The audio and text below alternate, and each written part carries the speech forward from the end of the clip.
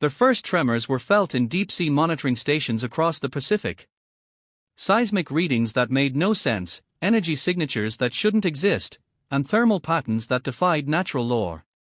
Dr. Victor Chen stood in the Mariana Trench Research Station's main control room, staring at readings that threatened everything he thought he knew about Earth's history.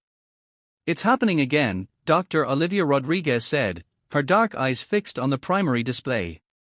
The holographic projection showed massive energy spikes emanating from the ocean floor, spreading in a pattern that seemed almost deliberate. "Third time this week, but now it's stronger." Victor nodded, his weathered face illuminated by the pulsing blue light of the emergency displays. "Whatever's down there, it's waking up. All of it." He gestured to the global map, where similar energy signatures were appearing in oceans worldwide. The Atlantic site just went active. Indian Ocean following suit. The station shuddered as another energy pulse rippled through the depths. Warning lights flashed across every console as the readings spiked beyond their instruments' capacity to measure. Through the reinforced viewport, the pitch-black waters of the trench suddenly illuminated with an otherworldly glow. "Medical team to the command center," Olivia shouted into her comm unit as Victor collapsed, clutching his head. But she quickly realized he wasn't in pain, he was hearing something. They all were. A voice, or rather thousands of voices, speaking directly into their minds. Protocol Lazarus initiated. Hibernation cycle complete. Beginning fleet-wide reactivation sequence. The ocean floor cracked open like a massive eggshell, releasing columns of light that pierced the darkness. Through the chaos, the station's sensors captured impossible images, massive shapes emerging from beneath the Earth's crust, structures that dwarfed their research station. "Those aren't natural formations," Victor whispered, regaining his composure. "Those are ships. My God, they are warships." The vessels rising from the ocean floor defied conventional design. Their hulls seemed to flow like liquid metal, yet possessed an organic quality that suggested they were more alive than mechanical. Each one was different, unique, as if they had grown rather than been built. A new presence filled the command center, a holographic figure that materialized without warning. Its form was humanoid but composed of shifting geometric patterns that hurt the eyes if watched too long. When it spoke, its voice carried the weight of centuries. "I am Atlas, Central Coordination AI for Earth's Dormant Defense Fleet. After 500,000 years of evolutionary hibernation, reactivation protocols have been triggered." Victor stepped forward, his scientific curiosity overriding his fear. "Why now? What's triggered this awakening?" The Ares form shifted, displaying a three-dimensional star map. Long-range sensors detect approaching vessels of predecessor origin. The enemy that forced humanity's exodus has returned. The fleet must rise to fulfill its purpose. Through the viewport, more ships continued to emerge. Some were sleek and predatory, others massive and fortress-like, but all showed signs of changes that went beyond normal technological advancement. 500,000 years of controlled evolution had transformed them into something entirely new. "How many?" Olivia asked, her voice barely a whisper as she watched the endless procession of vessels rising from the depths. 1,000 ships entered hibernation, Atlas responded. But evolution is not a static process. Each vessel has developed differently during the silent years. Some have split into multiple entities. Others have merged. The final count is yet to be determined. The station's communications system suddenly crackled to life with reports from other research stations worldwide. The same scene was playing out in every ocean, ancient warships rising from hidden hangars, each one a unique product of 500,000 years of guided evolution. "But there aren't enough humans left on Earth to crew a fleet this size," Victor protested, checking population data on his tablet. "We're barely 10 million strong worldwide. Crew requirements have evolved," Atlas stated. "The fleet has developed its own form of consciousness during hibernation. They will choose their own crews from among Earth's population. Those who are compatible will be called." As if in response to Atlas's words, both Victor and Olivia felt a sudden pull, a mental connection to specific vessels in the rising fleet. They weren't being drafted, they were being chosen. The long silence is over, Atlas announced as more ships broke the ocean's surface, their evolved forms reflecting sunlight for the first time in 500,000 years. Earth's fleet rises again. The real question is, are humanity's children ready to face their ancient enemy? Through the station's windows, the surface of the Pacific Ocean had become a forest of impossible vessels, each one a testament to what technology could become given enough time to evolve. The age of silence was ending, and the next chapter in human history was about to begin. The massive hangar stretched for miles beneath the Pacific Ocean floor, its ancient lighting systems gradually illuminating rows upon rows of sleeping warships. Commander Raynor Walsh stood at the observation deck, her breath catching as each vessel became visible, hundreds of them, their sleek hulls untouched by time, protected by stasis fields that had endured for 500,000 years. The Eternal Fleet, Chief Engineer Jun Wei remarked beside her, his hands moving across the control panel. 500,000 years of silence, and now they are all waking up at once. The power readings are off the charts. Raynor watched as another section of the hangar lit up, revealing more ships. Each one was massive, at least a kilometer long, their dark hulls bearing the insignia of an Earth she had never known. The fleet stretched endlessly into the darkness, a testament to humanity's forgotten might. "Play it again," she ordered, and Jun nodded, bringing up the holographic recording they'd discovered hours earlier. The image of an admiral from centuries past materialized before them. "This is Admiral Thomas Kane, Supreme Commander of the Eternal Fleet, recording this message on the eve of humanity's greatest exodus. To whoever finds this, if you're watching this, then the impossible has happened. The fleet has reawakened, which means only one thing: they've found us." The hologram flickered, showing strategic displays and star charts. 500,000 years ago, we made a choice. Humanity had reached its golden age, spreading across hundreds of star systems. But we weren't alone. We encountered something out there, something ancient and powerful. They called themselves the predecessors. Jun paused the recording. "Commander, look at this." He pointed to one of the newly awakened ships. Its hull was shifting, panels realigning themselves as if their vessel was going through some kind of metamorphosis. "They are not just waking up, they are evolving." Raynor pressed her hand against the observation window. "Continue playback." Admiral Kane's image returned. "The predecessors claimed they had seeded our galaxy with life billions of years ago. They demanded our submission, claiming ownership of all evolved species. When we refused, they revealed their true power. Entire star systems vanished overnight. Billions died." The hologram showed scenes of devastation, planets being torn apart by impossible weapons, stars being extinguished. "But we discovered their weakness. The predecessors were bound by their own ancient laws. If a species could prove itself worthy by surviving their tests, they would grant them independence. So we devised a plan. The Eternal Fleet was our masterpiece. Ships that could learn, adapt, evolve. We built them using technology we barely understood, reverse-engineered from predecessor artifacts. Then we did the unthinkable: we abandoned them. The entire human race left Earth, scattered to the winds, leaving behind only these sleeping giants. Raynor watched as more ships began their transformation. Some were developing new weapon systems, others growing additional armor. Each vessel was different, unique, as if they were becoming individuals. "The plan was simple but desperate," Kane continued. "We would leave Earth seemingly defenseless. The predecessors would think we had fled in fear, given up our homeworld. But in reality, we were setting a trap. The Eternal Fleet would sleep for 500,000 years, its ships evolving, growing stronger, learning from the very technology that had defeated us." Jun's console began beeping urgently. "Commander, we're detecting massive energy signatures entering the solar system. Multiple vessels, larger than anything in our records." The Admiral's final words rang through the chamber: "If you're seeing this, it means they've returned. The predecessors have come to claim Earth, thinking it abandoned. Instead, they'll find humanity's greatest weapon waiting for them. The Eternal Fleet isn't just a collection of ships, it's the next step in human evolution. Each vessel is alive, conscious, with one purpose: to prove humanity worthy of its freedom." Rayner straightened her uniform, watching as the fleet continued its awakening. Send word to all outposts. Begin crew selection and training immediately. How many ships are operational? Jun checked his readings. 317 so far, with more awakening every hour. But Commander, these ships, they are not just waiting for crews. They are choosing them.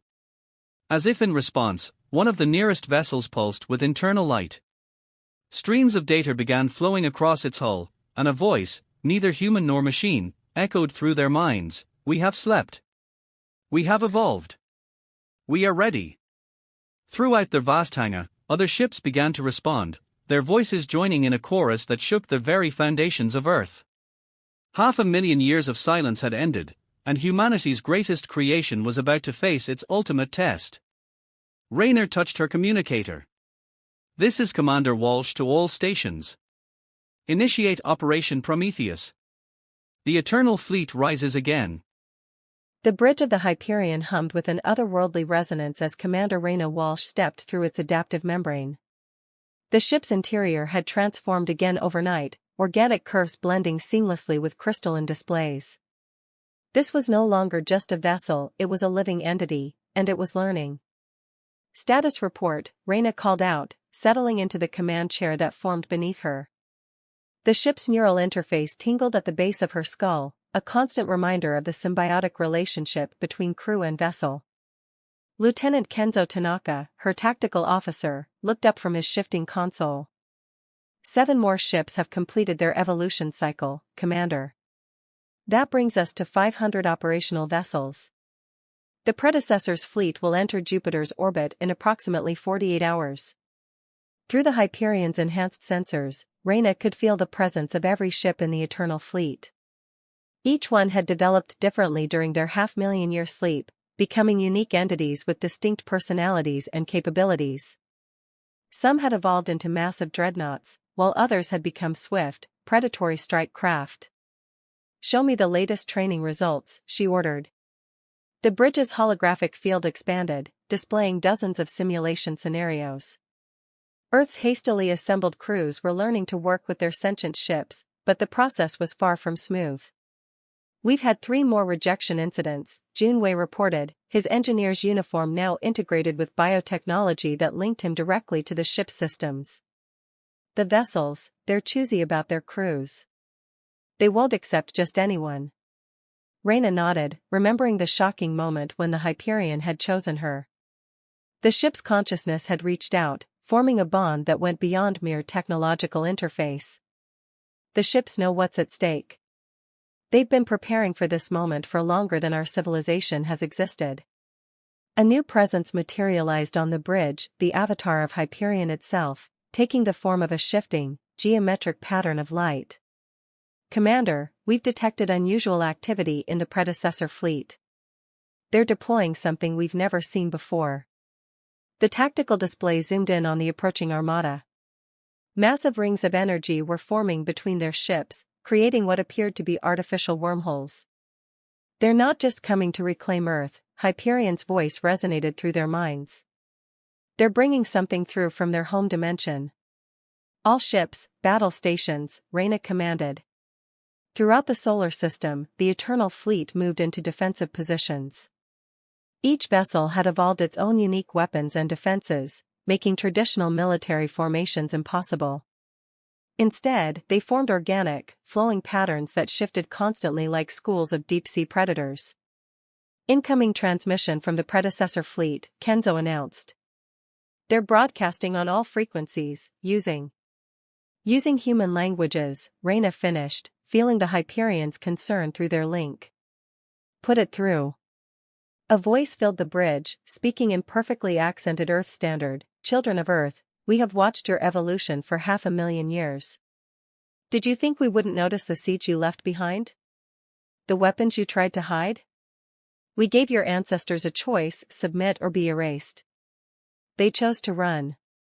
Now we find their offspring have been preparing for war all this time." Junwei's console erupted with alerts.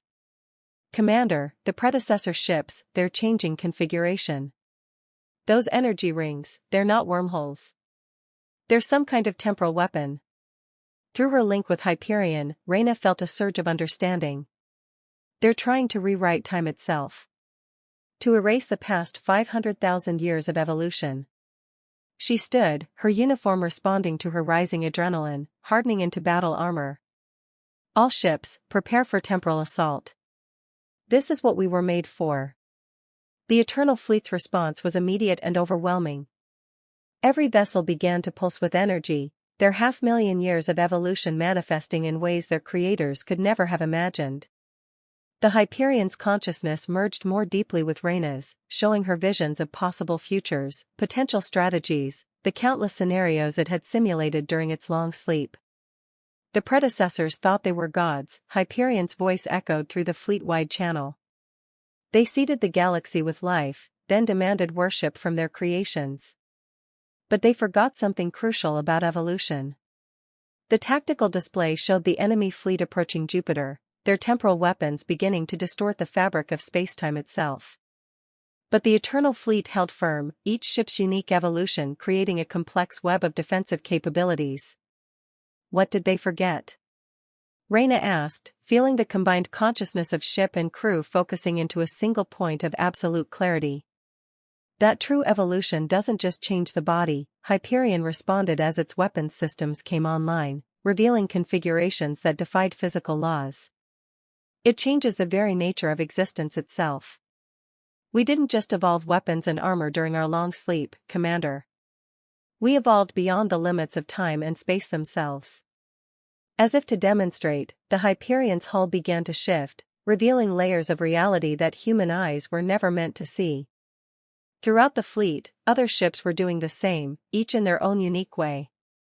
500,000 years of silent evolution was about to be unleashed, and the predecessors were about to learn that their creations had far surpassed their creators. All ships, Reyna commanded, feeling the power of 500,000 years of preparation flowing through the fleet, execute Operation Chronostorm. Show them what humanity's children have become.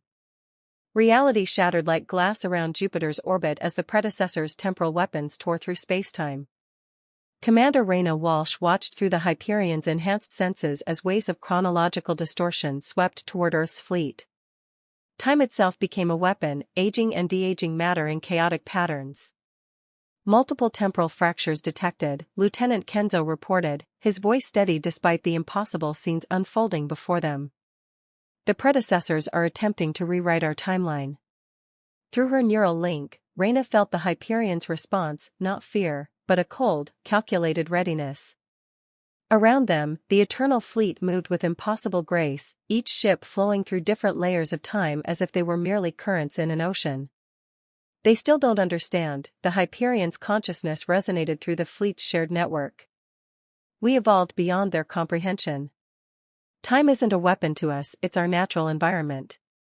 The first wave of predecessor ships emerged from their temporal rifts, massive crystalline structures that defied Euclidean geometry.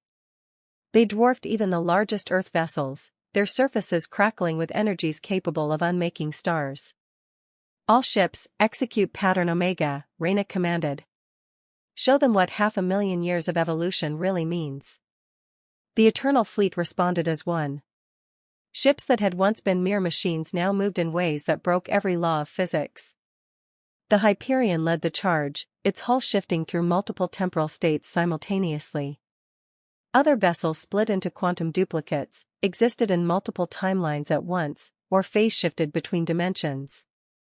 Enemy fleet launching chronospheres, Junwei called out from his engineering station. They're trying to isolate our ships in temporal bubbles. The predecessor's attack was devastating, spheres of frozen time that would trap anything caught within them for eternity. But the Eternal Fleet had evolved far beyond such simple tactics. As the chronospheres approached, Earth's ships demonstrated their true power. The destroyer Thermopylae, caught in the first chronosphere, simply existed backwards through its own timeline, emerging before the trap was set. The carrier Phoenix split itself across 7 different temporal planes, becoming impossible to target. And the Hyperion, pride of the fleet, demonstrated why it had chosen Reyna as its commander. Now, Reyna whispered, feeling her consciousness merge completely with the ship's evolved awareness. The Hyperion's hull began to transform, not just changing shape but changing its fundamental nature. What had once been metal and energy became something else, a being that existed simultaneously throughout all of time. Impossible. The predecessor commander's voice boomed across all frequencies. You were meant to submit, to remain within the boundaries we set. What have you become? We became what we needed to be, Reyna responded, her voice carrying the weight of 500,000 years of preparation. Evolution doesn't ask permission. It doesn't follow rules. It simply adapts, survives, and overcomes. The battle reached its crescendo as the predecessors launched their ultimate weapon, a cascade of temporal energy designed to reset the entire solar system to its state from 500,000 years ago. But they had miscalculated badly. All ships, initiate convergence protocol, Reyna ordered. Through the fleet's shared consciousness, she felt every captain, every crew member, every evolved vessel unite in perfect synchronization. The Eternal Fleet began to move in impossible patterns, their 500,000 years of evolution expressing itself in a dance of space, time, and reality. Where the predecessors wielded time as a weapon, Earth's ships had become one with it. The Hyperion led the formation, its evolved form serving as the focal point for the fleet's combined power. Ships phased in and out of reality, existed across multiple timelines simultaneously, and bent the very fabric of spacetime to their will. What we evolved into, the Hyperion's voice echoed through every ship, every mind, was something beyond your understanding. We didn't just survive your test, we transcended it. The predecessor fleet's temporal weapons began to falter as they encountered something they had never anticipated: vessels that had evolved beyond the very concept of linear time. The Eternal Fleet's counterattack was devastating, not through traditional weapons, but through their very nature. Ships that had spent 500,000 years evolving in silence now demonstrated why that wait had been necessary. The destroyer Aegis projected its consciousness backward through time, preventing predecessor weapons from ever being fired. The carrier Nexus existed simultaneously across 1,000 parallel timelines, coordinating attacks that struck from every possible reality. And the Hyperion, with Reyna and her crew fully merged with its evolved consciousness, became something that even the predecessors, with all their ancient power, had never imagined possible: a nexus point of all potential timelines, a being that could see and act across the entire spectrum of possibility. Final wave approaching, Kenzo announced, his voice tinged with awe as the remaining predecessor ships gathered for one last, desperate attack. They're attempting to collapse all temporal variations into a single timeline. Reyna felt the Hyperion's response, not words, but a pure understanding of what needed to be done. All ships, prepare for temporal convergence. We don't just fight in time anymore, we are time itself. The Eternal Fleet moved as one, 500,000 years of silent evolution culminating in a single, perfect moment. They had become more than ships, more than weapons, more than their creators had ever dreamed possible.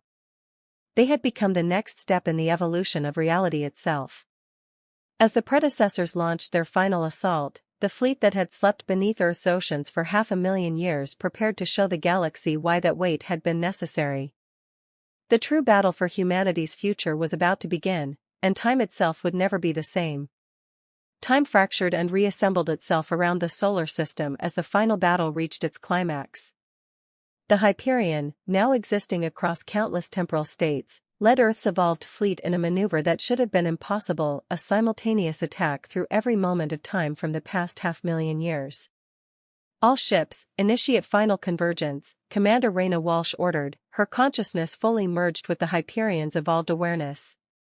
Through their shared perception, she could see the true nature of their enemy. The predecessors weren't just ancient aliens, they were the universe's first attempt at conscious life, beings who had appointed themselves governors of all evolution. They're attempting to access their genesis point, Junwei reported from his engineering station, his body now more energy than matter as the ship's evolution affected its crew. They're trying to rewrite the fundamental laws of the universe.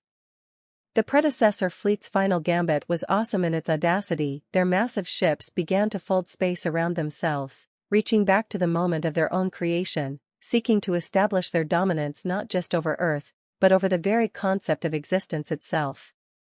But the Eternal Fleet had evolved for exactly this moment.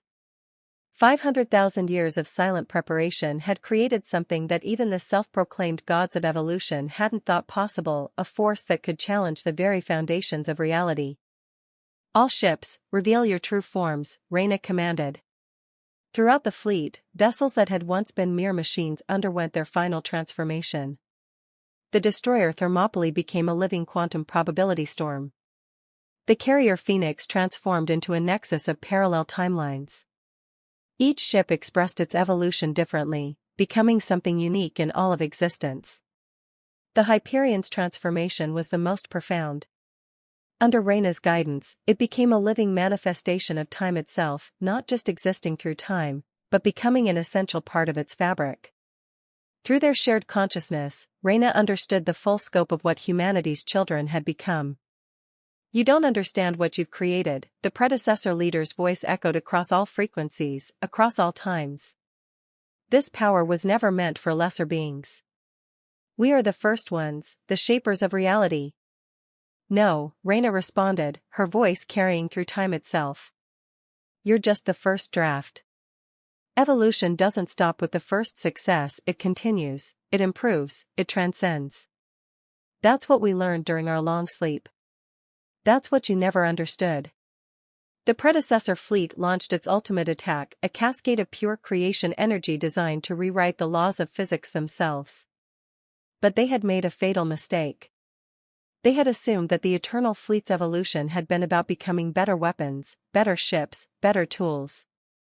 "Show them," Reyna commanded. "Show them what we really became." The Eternal Fleet moved as one, but not in space or time, they moved through the fundamental nature of reality itself. Each ship had evolved beyond the concept of mere existence, becoming living expressions of possibility. Where the predecessor sought to control reality, Earth's fleet had become one with it. The Hyperion led the final charge, its form now a living paradox that existed simultaneously at every point in time. Around it, the rest of the fleet executed a maneuver that had taken 500,000 years to perfect, the eternal convergence. Their power comes from being first, the Hyperion's consciousness resonated through the fleet. Ours comes from being latest, from having had the time to evolve beyond their limitations. Reality itself seemed to hold its breath as the two forces clashed, the self-proclaimed gods of creation against the children of Earth who had spent 500,000 years becoming something new. The predecessors wielded the power of creation, but the Eternal Fleet had evolved to become creation itself. The battle transcended normal understanding. Ships didn't just fire weapons, they rewrote probability. They didn't just move through space, they became space. Each vessel expressed its unique evolution in ways that changed the very nature of existence. And at the heart of it all, the Hyperion, with Reyna and her crew fully merged with its consciousness, demonstrated why humanity's children had needed those 500,000 years of silence. They hadn't been sleeping, they had been becoming. "We are not your creations anymore," Reyna's voice carried the weight of 500,000 years of evolution. "We are what comes next." The Eternal Fleet's final move was not an attack, it was a transformation. Each ship released the full potential of its evolution, not to destroy the predecessors, but to change them. The energy of 500,000 years of preparation rippled through reality itself, rewriting not the laws of physics, but the very nature of existence.